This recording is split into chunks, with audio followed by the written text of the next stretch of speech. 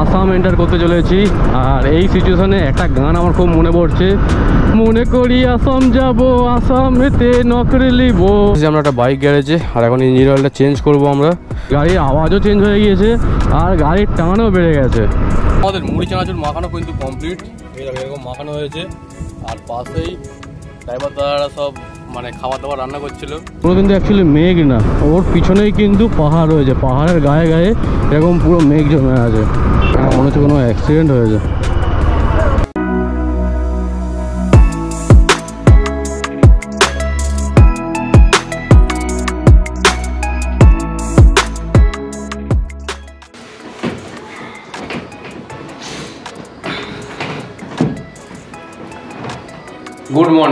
Good morning from Kamakhyaguri. Time হচ্ছে এখন 7:23। তোমরা এর আগের ভিডিও দেখেছিলে, আমরা কলকাতা থেকে কামাখ্যাগুড়ি পর্যন্ত একটা অ্যাডভেঞ্চারাস জার্নি করে এসে পৌঁছেছিলাম। তো আজকে জার্নি হবে এখান থেকে গুয়াহাটির উদ্দেশ্যে, যেটা 300 থেকে 350 কিলোমিটারের জার্নি হতে চলেছে। তো আজকের জার্নিটা খুব ইন্টারেস্টিং হবে, ভিডিওটা কোনো জায়গায় স্কিপ না করে দেখতে থাকো।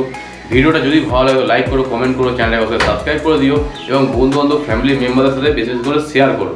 A few moments later. Time হচ্ছে এখন পাক্কা 8টা, আর আমরা হোটেল থেকে নিচে নেমে এসেছি। নিজে একটা মিষ্টির দোকান রয়েছে খাওয়া দাওয়া করার জন্য, ওখানে নিয়েছি। এরকম সাইজের পরোটা আছে, সাথে ঘুগনি আছে। তো আমরা এটা খাওয়া দাওয়া কমপ্লিট করবো, করে রাইডটা শুরু করবো।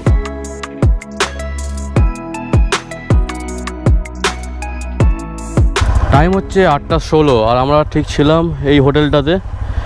আর সামনেই কামাখ্যাগুড়ি স্টেশন।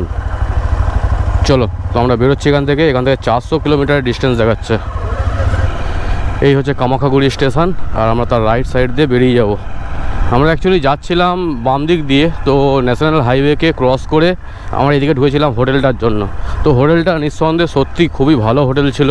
তো ওদের নাম্বারটা আমি ডিসক্রিপশানে দিয়ে দেবো। যদি তোমরা কোনো সময় এই রুটেতে ফেঁসে যাও, তো এই হোটেলটা একবার হলেও চেক আউট করতে পারো। তো আমরা কিন্তু বেশ কিছু রাস্তা পিছিয়ে আছি, তো সেই রাস্তাটা আজকে চেষ্টা করবো যাতে কভার করতে পারি আমরা। তো 8:17 মধ্যে বেরিয়েছি, মানে আশা করছি কভার হয়ে যাবে কামাখ্যাগুড়ি। ওকে, তো ডাইরেক্ট আমি চেরাপুঞ্জি মেরেছি, আর চেরাপুঞ্জির ডিস্টেন্স 400 কিলোমিটার দেখাচ্ছে। গুয়াহাটির ডিস্টেন্সও 300 কিলোমিটারের মতনই হবে।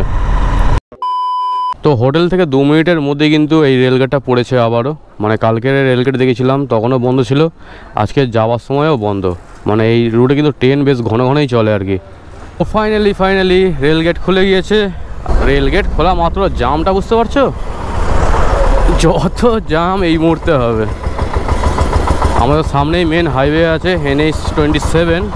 তো এই হচ্ছে মেন হাইওয়ে, আর আমরা হাইওয়ে ঠিক অপোজিটে যেতে হবে আমাদেরকে, ওই লেনটাতে। চলো,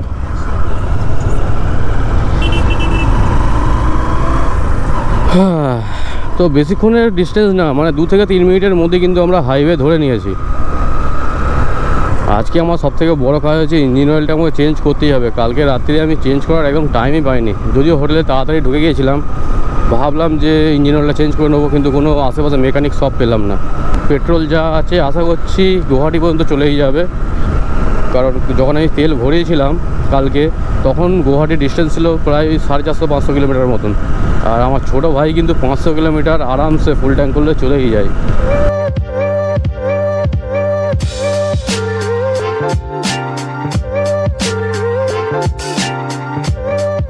বেশ জল রয়েছে। এর আগে আমরা প্রচুর ব্রিজ টপকেছি, এখানে সব নৌকা নিয়ে কী করছে কে জানে, নৌকা করে। তো যেটা বলছিলাম, এর আগে কিন্তু আমি অনেক কটা ব্রিজ টপকেছি, তবে জল এত কিন্তু ছিল না। তো সরু নালার মতন জল আসছে, তবে এইখানে বেশ ভালোই জল রয়েছে। আর সকালবেলা টিফিনটা তোমাদের যে দেখালাম, দারুণ টিফিন ছিল ভাই, দারুণ। পরোটাটাও যেরকম সফট ছিল, আর ঘুগনির টেস্টটাও মারাত্মক। তো 10 টাকা করে পরোটা নিয়েছে এক পিস, 2খানা করে পরোটা নিয়েছি আমরা 20 টাকা, আর একটা মিষ্টি নিয়েছিলাম 10 টাকা। তো টোটাল 30 টাকায় আমরা টিফিনটা কমপ্লিট করে বেরিয়েছি। আজকে সেরকম একটা রেস্ট দেওয়ারও আমার ইচ্ছা নেই, কারণ বহু পিছনে পড়ে আছি আমরা। আজকে যদি চেরাপুঞ্জিতে না ঢুকতে পারি তাহলে কিন্তু গল্প হয়ে যাবে ভাই। কালকে অ্যাকচুয়ালি অত তাড়াতাড়ি হোটেল নেওয়ার ইচ্ছে ছিল না, হোটেলটা ভালো পেয়ে গেলাম আর কম পয়সায় পেয়ে গেলাম বলে তো জাস্ট নিয়েছিলাম। তো একদিকে নিয়ে ভালো হয়েছে, কালকের বেশ ভালোভাবে রান্না বান্না করে খাওয়া হয়েছে আমাদের, ডিমের ঝোল আর ভাত। বাপিদা কিন্তু রান্নাটা দারুণ করেছিল, দারুণ। তো আমাদের কাছে সব রকম সাজ সরঞ্জামই রয়েছে রান্না বান্না করে খাওয়ার জন্য। শুধু টেন্টটাই আনতে আমি ভুলে গিয়েছি, যদি টেন্টটা থাকতো তাহলে তো কোনো সমস্যাই হতো না, মানে আরও বাজেট আমরা কমিয়ে আনতে পারতাম। আশা করছি এই মেঘালয় ট্রিপ তোমরা এর আগে যতই দেখেছো, আমরা যে বাজেটে কমপ্লিট করব সেই বাজেটে হয়তো তোমরা এই প্রথমবার দেখতে চলেছো। তো এখানে একটা গন্ডগোল হয়ে গেছে, যে রুমে ছিলাম আমরা তার রুমের চাবি দিতে ভুলে গিয়েছি। শ্রীকান্তদা গিয়েছে এই সময় চাবিটা দিতে, তো আমি ভাবছি যে বাইকের ইঞ্জিন অয়েলটা যদি চেঞ্জ করে নেওয়া যায় তাহলে একই টাইমের মধ্যে হয়ে যাবে আর কি। চলো এখানে একটা বাইক গ্যারেজ দেখি। তো চলে এসেছি আমরা একটা বাইক গ্যারেজে, আর এখন ইঞ্জিন অয়েলটা চেঞ্জ করবো আমরা। তো দাদা তো এখন খুলছে, মানে মোবিলটা ড্রেন করছে, আর আমার ব্যাগেতে এখানেই রয়েছে ইঞ্জিন অয়েলটা। তো এই হচ্ছে ইঞ্জিন অয়েল, ক্যাস্ট্রল পাওয়ার 1 1030, এটাই আমি বরাবর ইউজ করি। হ্যাঁ হ্যাঁ হ্যাঁ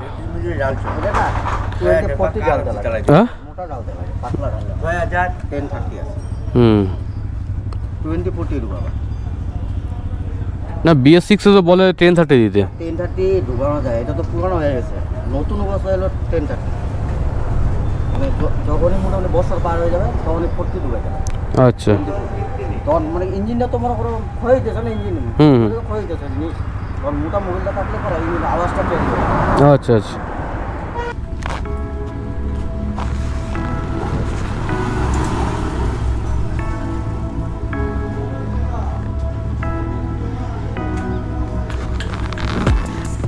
এখানে মোবিল ঢালার কাজ চলছে, আর আমাদের পুরো মোবিলটার অবস্থাটা দেখো, পুরো কালো হয়ে গেছে। টাইম হচ্ছে এখন 9:09, আর আমাদের ইঞ্জিন অয়েল চেঞ্জ করা কমপ্লিট হয়ে গেছে। তো 30 টাকা নিয়েছে এখানে, বেশ রিজনেবল প্রাইস মোটামুটি। অন্য জায়গায় যেখানে পাল্টেছিলাম 50 টাকা 100 টাকা পর্যন্ত চাইছিল, সেখানে 30 টাকা মাত্র নিয়েছে। তো কাজটা মোটামুটি ভালোভাবে করে দিয়েছে। এবার আমরা ওয়েট করছি শ্রীকান্তদার জন্য, তো শ্রীকান্তদা এলে আমরা রাইডটা কন্টিনিউ করবো। 2000 years later. আসছে তাহলে, একদম একদম। চলো, তো আমাদের বেশিক্ষণ দাঁড়াতে হয়নি, যেই টাইমে গিয়েছে এসেছে। আমাদের ইঞ্জিন অয়েলটাও চেঞ্জ করা হয়ে গেছে। দাদার ব্যবহারটাও খুবই ভালো লাগলো। তো এখান থেকে গুয়াহাটির ডিস্টেন্স আছে 244 কিলোমিটার, 5 ঘন্টা 28 মিনিট টাইম লাগবে। চেঞ্জ করার পরে ভাই পারফরমেন্স একদম টোটালি চেঞ্জ, গাড়ির আওয়াজও চেঞ্জ হয়ে গিয়েছে, আর গাড়ির টানও বেড়ে গেছে। এবারে আমরা কন্টিনিউ মোটামুটি 50-60 কিলোমিটার তো যাবো এখন, তারপরে গিয়ে কোথাটা দাঁড়াবো। আসাম এন্টার করতে চলেছি, আর এই সিচুয়েশনে একটা গান আমার খুব মনে পড়ছে, মনে করি আসাম যাব, আসামেতে নকরি লিব, এভাবে একটা কিছু একটা গান রয়েছে, যদি পুরোটা আমার মনে নেই। তো এই গানটা করতে কিন্তু খুব ইচ্ছে হচ্ছে এখন আমার। আসাম কোথায়, ওয়েস্ট বেঙ্গল আর কোথায় আসাম, ইন্ডিয়ার ম্যাপের একদম রাইট সাইডের যে পোর্শনটা রয়েছে সেইখানে কিন্তু আজকে আমরা যেতে চলেছি। আর ইন্ডিয়ার সব থেকে বেশি বৃষ্টিপাত হয় ওই জায়গাটাতেই, মানে ইন্ডিয়ার স্কটল্যান্ডও বলা চলে ওই জায়গাটাকে।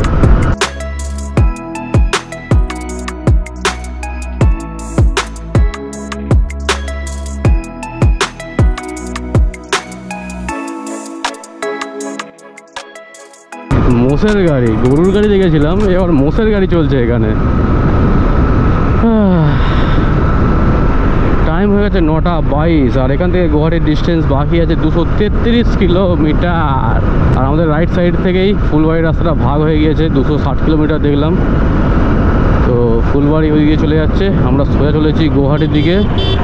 এই দেখো ফাঁকা জায়গায় যাওয়ার জন্য রাস্তার মধ্যখানে চলে আসছে, কি অবস্থা। হাইওয়ের মধ্যে এদিক ওদিক করলেই কিন্তু সমস্যা, এক লেন দিয়ে গেলে কোনো রকম সমস্যাই নেই। আজকের ডেটে কিন্তু 2 নম্বর টোল প্লাজা এটা, আমরা হোটেল থেকে বেরিয়েই যা সেটা টোল প্লাজা পার করেছিলাম। এইটা হচ্ছে তেলিপাড়া টোল প্লাজা সেকেন্ড। চলো, ওয়েলকাম টু আসাম। তো ফাইনালি আমরা আসাম কিন্তু এন্টার করে গেছি, 9:34 বাজে এখন। চলো, আমাদের ঠিক পিছনেই আসাম আর ওয়েস্ট বেঙ্গলের চেকপোস্ট ছিল, তো চেকপোস্টটা পার করেই আমরা এখানে দাঁড়ালাম। তো গাইজ, আসামটা তোমাদের কেমন লাগছে কমেন্টে জানাও আমাকে। কত সুন্দর সুন্দর সব ধান ক্ষেত, এখনও পর্যন্ত পাহাড়ের তো দেখা পাইনি আমরা, তো আরও আগে গেলে পাহাড়ের দেখা আশা করছি পেয়েই যাবো আজকে। কারণ গুয়াহাটি চলে যাওয়া মানেই কিন্তু পাহাড়ের দর্শন আমরা পেয়ে যাব। তো এখানে পাশ দিয়ে খাল না নদী আমি বুঝতে পারছি না, জল কিন্তু ক্রিস্টাল ক্লিয়ার জল। এই দেখো এইখানে যা জলটা যাচ্ছে দেখো, দারুণ লাগছে। পাহাড়ি নদী যেরকম টাইপের হয় সেম, কিন্তু ডিপ নেই, কিন্তু জলের স্রোত রয়েছে ভালো। এখানকার গাড়ির নাম্বার প্লেট এই দেখো, সামনে যে টোটোটা যাচ্ছে ওর নাম্বার প্লেটটা দেখো AS, আসাম। তো আসামের নাম্বার প্লেটের এ হচ্ছে AS। আমার এই জিনিসগুলো দেখতে কিন্তু বেশ ভালো লাগে, নতুন নতুন স্টেটে নতুন নতুন এই নাম্বার প্লেট। তো দারুণ ঘুম হয়েছে, বাপিটা সকাল 6টার সময় ওটা ডাকছে ওটো ওটো ওটো।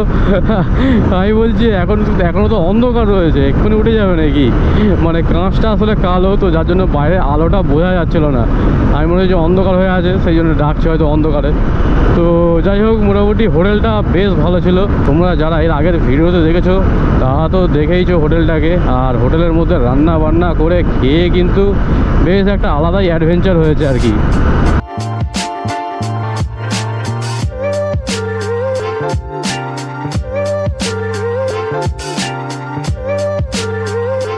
মাখনের মতন রাস্তা, আর আগে যা এইভাবে পুরো ইউ টাইপের হয়ে আমরা যাচ্ছি। আর গাড়ির স্পিড তো 60 থেকে 70-এর মধ্যে আমি রাখছি, কারণ এই স্পিডটাই আমার মনে হয় যে সবথেকে বেস্ট এই গাড়ির জন্য, আর কন্ট্রোল করতেও বেশ সুবিধা হয়। বঙ্গাইগাঁও কী সব জায়গার নাম রে ভাই। পিচের রাস্তায় বাইক চালানোর মজাই আলাদা। একটু আগে পর্যন্ত বহু রাস্তা আমরা সিমেন্টের পেয়েছি, তবে এই রোডে যে গ্রিপ আর চালিয়ে যে মজাটা হয় সেটা মানে সিমেন্টের রাস্তায় হয় না। কারণ সিমেন্টের রাস্তা কখনোই একটা লেভেল থাকে না, ওটা সবসময় উঁচু নিচু হয়েই থাকে। যেহেতু আমরা দুদিন একটু গা ঢিলে দিয়ে গাড়ি চালিয়েছি, তো আজকে থেকে কিন্তু একদম পুরো টান উত্তেজনার মধ্যে যেরকম রাইড হয়ে থাকে আমাদের, সেই রকমই রাইড হবে। বেশিরভাগ টাইমটাই আমরা বাইকেই বসেই কাটাবো, এরকম একটা ঠিক করা হয়েছে। কারণ আজকেও যদি আমরা গা ঢিলে দিই তাহলে কিন্তু জার্নিটা অনেকটাই পিছিয়ে যাবে। হিসাব মতন আমরা পুরো একটা দিন পিছিয়ে রয়েছি। এই দেখো এখানেও হাতির উপদ্রব রয়েছে, মানে এইসব জঙ্গলে হাতিও থাকে। যেখানেই যাচ্ছি খালি হাতির বোর্ড দেওয়াই রয়েছে কন্টিনিউ। সমতল নয়, এবারে আস্তে আস্তে কার্ভ নিয়ে কিন্তু উপর দিকে ওঠাচ্ছে। রাস্তাটা দেখতে পাচ্ছি পুরো উঁচু মতন হয়ে আছে, মানে আমরা আস্তে আস্তে কিন্তু সমতল থেকে এবারে উঁচুর দিকে উঠতে চলেছি। বেশ দারুণ মজা হচ্ছে। যে কোনো ডেস্টিনেশনে পৌঁছাবার আগে এইসব রাস্তার মজা কিন্তু নিতে হবে। রাস্তা যদি আমরা মজা না নিতে পারি তাহলে বাইক রাইড করার কোনো মানেই হয় না। বাইক নিয়ে বেরোনো তো এটাই মজা, আমরা চারিদিকে সিনিক বিউটি এনজয় করতে পারবো, যেখানে খুশি দাঁড়াতে পারবো, যা ইচ্ছা তাই করতে পারবো, কেউ বললে বলা নেই। ট্রেনে গেলে কী হবে, তোমরা ট্রেনে গিয়ে বসে আরামসে একদম গুয়াহাটি পৌঁছে যাবে।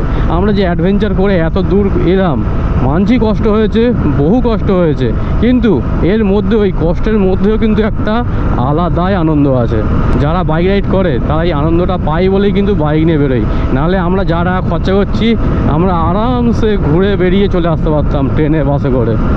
রাস্তার ভিউ দেখো, দু সাইডে গাছ, তার পুরো মিডিল দিয়ে আমরা যাচ্ছি। তো প্রায় 70-80 কিলোমিটার গাড়ি চালানোর পর আমরা দাঁড়িয়েছি একটা জায়গাতে। এখানে 5 থেকে 10 মিনিট আমরা রেস্ট নেবো, তারপরে আবার জার্নিটা কন্টিনিউ করব।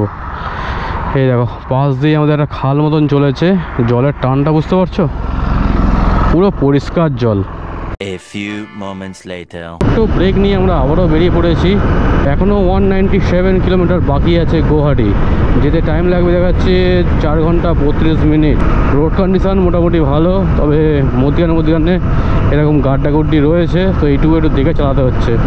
দিনের বেলা বলে তবু অতটা অসুবিধা হবে না, রাত্রিবেলা হলে কিন্তু মানে স্পিডে থাকলে গাড়িকে সামনে যে গাড্ডা চলে আসে তাহলে কন্ট্রোল করা খুবই মুশকিলের ব্যাপার।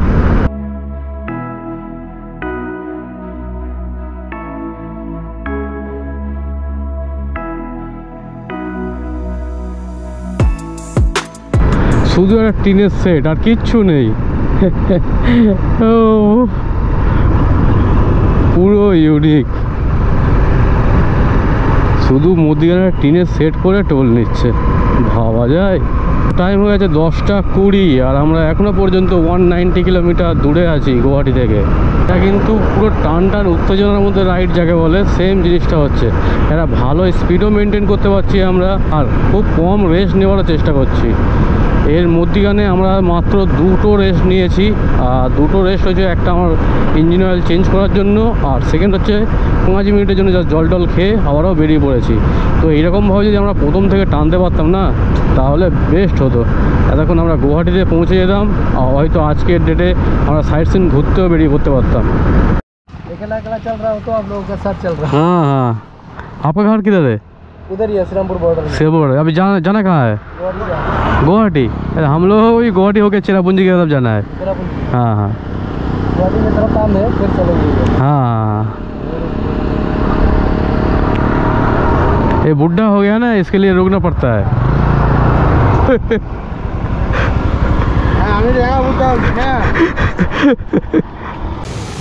টাইম হচ্ছে এখন 11:04 আর আমরা দাঁড়িয়েছি একটু রেস্ট নেওয়ার জন্য। তো আজকের রাইডটা কিন্তু একদম টান হচ্ছে, যেটা আমি তোমায় বলছি বারবার। তো বেশ ভালো টানা হচ্ছে আজকে, যেহেতু আমরা দুদিন মানে গা ঢিলে দিয়ে আস্তে আস্তে এসেছি। আজকে সেই জার্নিটা কমপ্লিট করতে হবে আমাদেরকে। তো চলো টাইম ওয়েস্ট না করে বেরোনো যাক আবার। বেংটাগোল, বেংটল, কী সব জায়গার নাম। আরে বাবা, এখানে সব রাস্তার কাজ করছে, তো ধুলো উড়িয়ে দিল পুরো চোখে। ভাই একটা সবে মাত্র খুলেছে একটু হাওয়া খাওয়ার জন্য। যতই আমরা এবারে এগোচ্ছি, গ্রিনারি আস্তে আস্তে বাড়ছে। এটা দেখেও বেশ ভালো লাগে, কিন্তু চারিদিকে গাছ আর গাছ। এমনভাবে মেয়েরা শাড়িগুলো পরেছে যে দেখলেই মনে হবে আসামে পৌঁছে গিয়েছি। তো এই দাদাটার সাথে দেখা হয়েছে, আমাদের সাথে গুয়াহাটি যাবে বলে যাচ্ছে, বলে একা যাচ্ছি, তোমার সাথেই যাবো। দাদাটার বাড়ি ওই আসামেই, তো আসছে, পিছনে আসছে। আমরা বলি চলো একসাথেই যাওয়া হবে, কী আছে। রাস্তায় যেতে যেতে এই তো 2 মিনিটের আলাপ আলোচনা আর কি। নতুন নতুন লোকেদের সাথে দেখা, নতুন নতুন কত বন্ধু করা, এই যাচ্ছে। বাপিদার মতন সেম বাইক। ওগুলো কিন্তু অ্যাকচুয়ালি মেঘ না, ওর পিছনেই কিন্তু পাহাড় রয়েছে। পাহাড়ের গায়ে গায়ে এরকম পুরো মেঘ জমে আছে। অ্যাক্সিডেন্ট হয়েছে, বাইকে হয়েছে।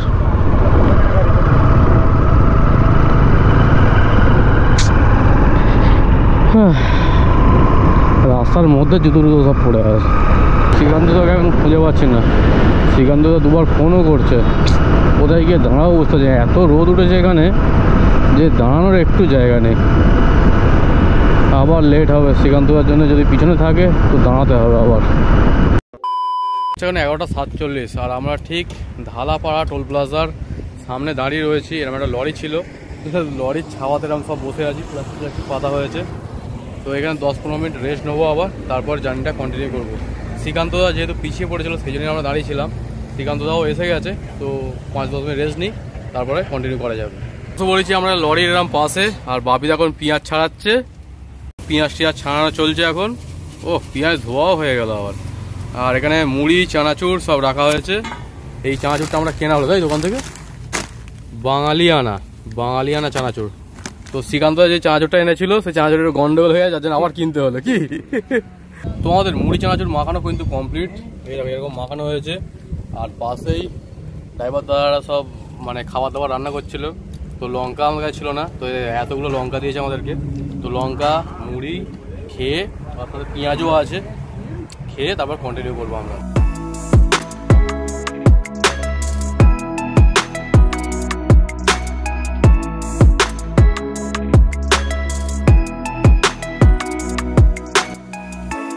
তো আজকের ভিডিওটা আমরা এখানে এন্ড করছি। ভিডিওটা যদি ভালো লাগে তো লাইক করো, কমেন্ট করো, চ্যানেলটাকে অবশ্যই করে সাবস্ক্রাইব করে দিও এই ধরনের ভিডিও সবার প্রথমে পাওয়ার জন্য। এবং মেঘালয় সিরিজের নেক্সট এপিসোডগুলো দেখতে একদমই মিস করো না।